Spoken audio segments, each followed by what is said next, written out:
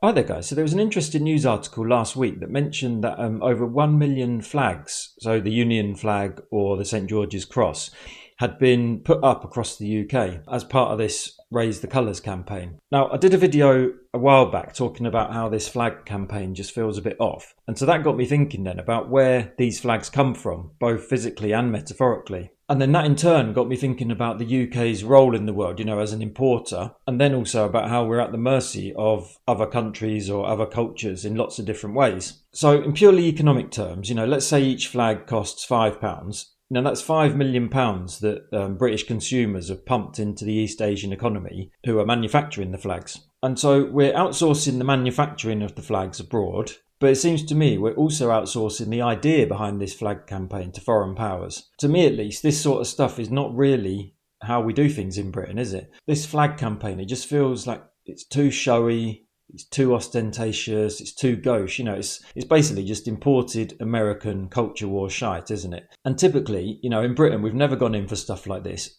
We're more reserved. We don't need to do this outward show of patriotism. So I'm in my 40s now. When I was growing up, it just felt like we were more secure in who we were and what we were about. I grew up in a working class town, and if you put a flag up to show how patriotic you were, people would think you were a bit weird. I think the only time I ever saw flags when I was growing up was maybe if someone had been in the army. That would be typically it. You wouldn't see flags, would you? And then that brings me on to a wider point, really. I think this American culture war shite that I've just talked about, it's really just a displacement activity, isn't it, for a country that hasn't got much going for it. And then I saw another article in the news last week that talked about how China had put up the world's highest bridge in the time that it took us to construct a motorway overpass. We don't make anything, nothing really works, and everything is a rip-off. We've given up doing the things that put the great in Great Britain. We've got a G4S economy where everything is outsourced and nothing is done for ordinary people. Our economy is such that we need to pay benefits to people who are in work. And really, all we do is we just sell houses